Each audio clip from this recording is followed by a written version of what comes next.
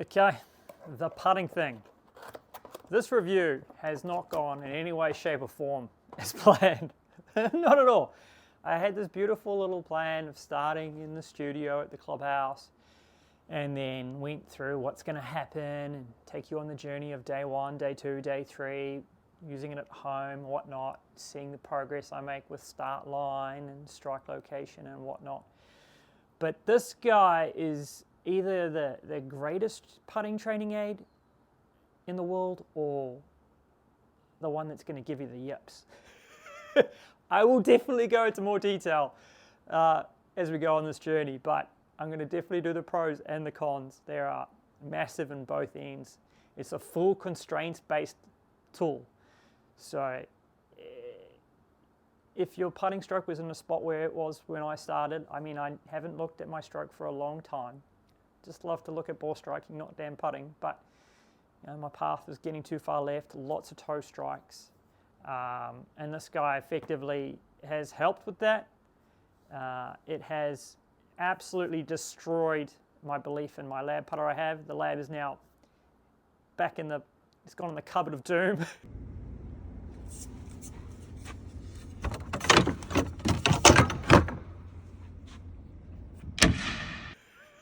But then we've gone back to an old putter, or from using this guy. It's a great tool, but also it is an absolute double-edged sword. All right, so let's discuss that over the next few minutes, and hopefully I can help you make an informed decision on whether or not this guy is for you.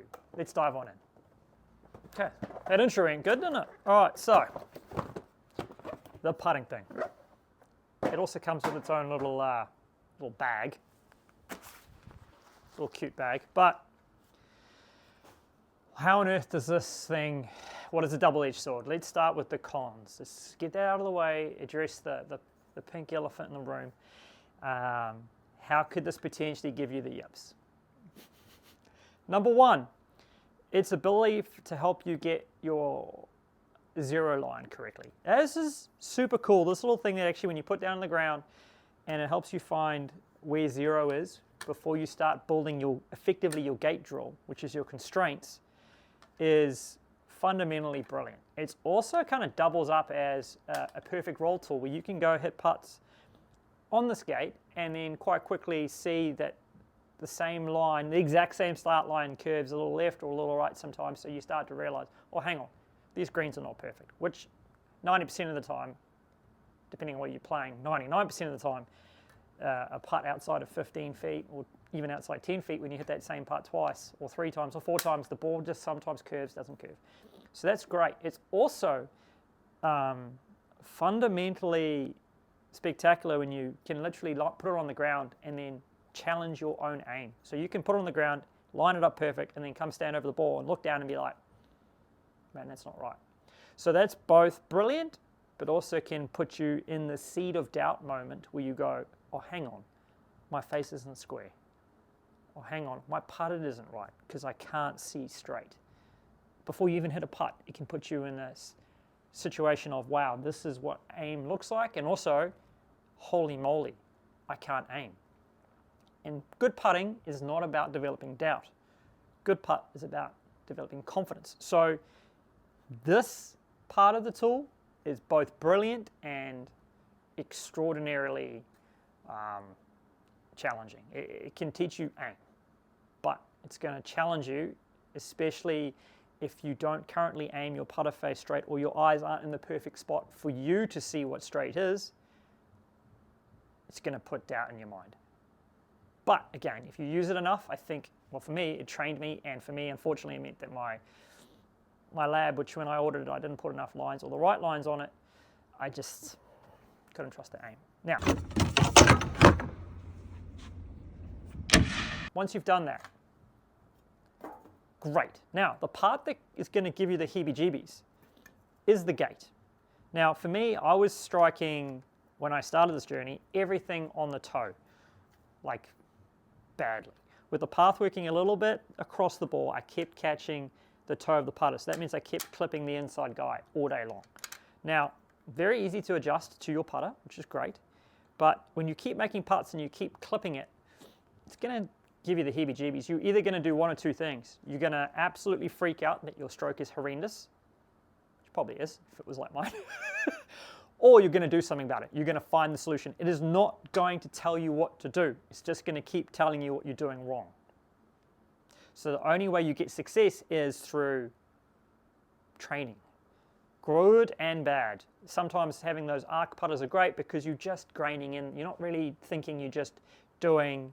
Obviously, you take those tools away and then something feels different, but you're sometimes not sure. So constraints-based learning is fantastic, but there is that. Be aware that it's going to challenge the living hell out of you. Another thing that with how the putter sits, because the line that it has on the back of it is just slightly raised, you're not, and the ball's on the ground, you're not really training yourself. You're training to hit it out of the middle of the putter head, absolutely, but it's a interesting situation as far as angle of attack goes, where you quite often find yourself hitting it quite high on the golf ball because your putter head just literally can't really find the back of it. So all these kinds of devices have a bit of a challenge with that space. This one in particular, obviously, where the ball is sitting on the ground and the putter's sitting quite high. So either or, I mean, because you have ones that go the exact opposite way where the ball's sitting high and the putter's sitting low. So there's no perfect one of that. Maybe if they had taken this and installed it flatter into the ground, maybe it would have been a better option.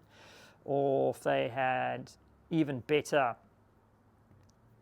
somehow managed to get the putter sitting closer to the ground level. This almost went underneath, so the putter was the same height. I don't know.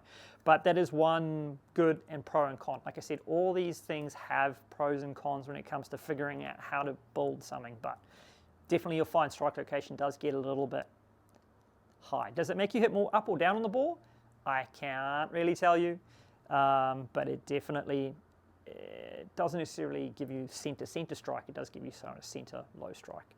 But that's going to give you the first interesting thing. The next thing that will give you the real heebie-jeebies will be the gate here. Now you can make this as hard or as easy as you want. You can get it to the point when you go to the 4 where the golf ball itself, wait a sec, will just effectively barely fit through the thing without causing calamities. Like basically impossible, right? I just kept it on the 3s, which gave me a tiny bit of breathing space, but my launch angle had to be within probably 0.2 or 0.3 of my intended start line, which obviously, if I haven't zeroed it out perfect, if it's tiny a little bit here, but then what you have this moment then is you have perfect strike, perfect start line. Sounds brilliant. However, if you keep clipping it on the toe and the heel, you're going to start getting a bit flinchy. And literally with my lab, I started getting a bit flinchy. Like, gee, I can't get it through the gate. And you start to get so worried about start line that if your stroke is in a shitty spot, or if you're not super confident or understand that, hey, look, this is going to test me, you're going to be like, oh man, this is just too hard to give up. So if this is a tool that you do choose to go down the route of, I would absolutely suggest starting with quite a wide gate. I mean, I'm just a crazy punter. I'm going to challenge the living hell out of myself because I think I'm good. You're right. And I would definitely start with quite a wide gate, which is still, you know, even if you started at 1, it's still pretty narrow, which is good. But yeah, maybe not start at the 3 and just abuse yourself like I did. Again, brilliant that it has a gate that you can shift and adjust without having to move tees or move your whole tool or your gate that you've put in the green. You know, it's so easy to adjust in that space.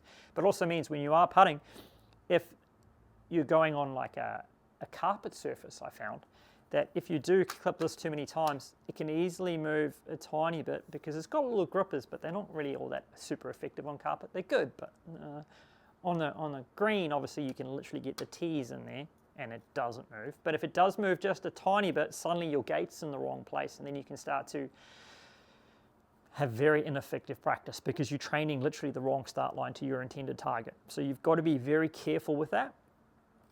But again, it's challenging your strike, it's challenging your start line. But if you're not perfect with those things, it has got the potential to absolutely make you go crazy, which it did. And it I just couldn't get it. Like, no matter how much I tried with that L.A.B, I just couldn't repetitively get it.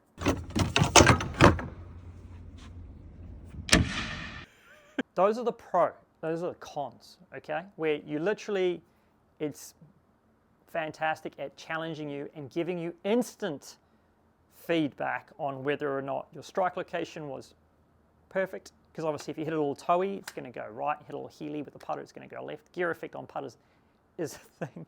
And it's going to give you exact information on your start line. Hopefully you've lined it up in the first place. When I first used it the first few times, I didn't line it up properly. I just kind of used it and I thought, oh man, this is super tough. But I figured out eventually to actually use the thing first.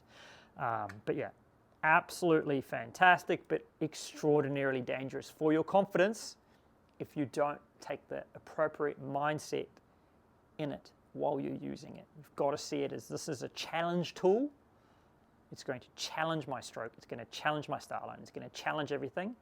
And if I succeed, hey, I'm making progress. But I would also probably if I was coaching someone, I would suggest they don't start where I started, which was I made it as absolutely hard as possible because I thought, you know. So now, the pros. What is good about this? Very simply, it does do my preferred learning style. I prefer it when players are learning through challenge, okay? It almost gamifies it. Now, there's a time and a place for all the million putting tools that I've got where you have arcs and things and you work your way. And I love also all those mats that have the putter on the ground. It's cool, man. When you have guided support, is very useful if you're an absolute raw beginner and you have no idea. Like when I let beginners use this, they just had no hope. It was just carnage forever. They're just like, this is too difficult. So there's a time and a place for the arc putters, for the support, for the, hey, look, this is just copy this. This is not that tool. This is the guy that's going to go, okay, so you think you've got a putting stroke. Let's find out. That's this guy. It's like if you were working out and you go, okay, progressive overload. Hey, I think I'm doing an exercise good. Time to add weight. This is the weight. So this tool, or this putting thing, it is a thing that's going to challenge you. It's going to give you direct feedback on those metrics. Again, it's not going to tell you that your path was wrong. It's not going to tell you that you hit too much up, too much down. It's not going to tell you a whole bunch of things, but it is going to give you feedback on strike and start line, which, let's be honest, are two massive things. Because if your strike's good, your speed will be generally consistent. And if you're not starting the ball on line, as I certainly wasn't, it's going to be terrible. So as far as a tool goes, that is a constraints-based learning tool, a challenge tool, and you do like the idea of doing the tees on the ground, and you do like the idea of a gate draw. This is so much easier to set up than the tees. So much easier to set up than the gates. Because it's right there. And it's super easily adjustable. It's like just kills those tools. It's so much quicker than having all of those. And then you have got obviously lots of ones that you can put pebbles and balls on and stuff, which are cool, fine. The adjustability factor is super easy, which I absolutely adore. Also, once again, one of the massive pros. This stuff's cool, but having this little simple thing far as your actual zero line and being able to set it up, because it's super easy, as I struggle, to get it to clip in like that. Oh, I still didn't get it in there. Got to get those. There we are. To have this, to figure out where your straight putts are before you start setting up the rest of it, that saves so much time. Because a lot of the tricky stuff when you're doing a gate draw or a line draw or a chalk line draw is figuring out where the straight putt is. And sometimes you'll do it and then you'll build the whole station and then you'll be like, oh, hang on, that bloody wasn't the right thing. So having this to be able to hit 3 or 4 putts and just get where you actually think you are aiming and it actually being there and seeing the outcomes, holy moly, it's super handy for that. I haven't actually gone into the whole stent meter thing. I need to figure that out. No doubt it's another way of getting the speed of the greens, but that's really useful if you're going to use aim point and whatnot. If you're a speed or a natural C putter, you're going to adjust on the morning on the greens pretty damn quick when it comes to that sort of stuff. But as an alignment tool as well, this is super handy when you put it on the ground. That's how I use it now. I put it on the ground. line it up to where I feel from my eye line is good, and then I'll hit a couple putts on what I think is straight, so it's challenging me and teaching me where my alignment actually is compared to where I perceive it is. And then from there, boom, I can take it away, and then I know that this is lined up correctly, and I'm challenging myself appropriately on every putt. And then when I go and hit normal putts outside this, life seems super easy. So there's a huge pro to it compared to the con, but you've got to be prepared to fail if you're going to use this guy. It's going to challenge you. Sure as hell challenged me. All right, that's enough of me blabbing on about a putting training tool. I think it's quite valuable. I'm absolutely going to chuck this one in the bag. It fits very nicely in the back of the bag or on the side of the bag, so she's definitely going to come with me. And I'm going to use it honestly as a putter fitter tool as well, just to set it up and get players to find the putter and the length of putter that they feel actually looks straight to them. So it's going to save me a ton of time in that space as well, because when you get the right putter, you're going to see a lot better. So I think it has multiple uses. I'm going to go through quite a few of the WhyGolf units and bits and pieces. They've got some really cool stuff. I'm going to have a look at their pressure plate next. I've been using that when I've been teaching for many years now, and it certainly is a great transitional tool from using a force plate or a pressure mat into actually how to functionally feel pressure shift in a very unique way. I prefer to use it. I don't know if it's the same way that they actually like people using it, but it fits in with my preferences of when to shift the pressure, how to feel the balance, and whatnot. All right, thanks for your time. I hope it's been of value, and I've given you the good and the bad of this particular tool. I should have a little discount code below in the description if you want to check that out and use that. By all means, you're super welcome to. I hope it helps, and we will see you guys in the next one. Thanks for your time.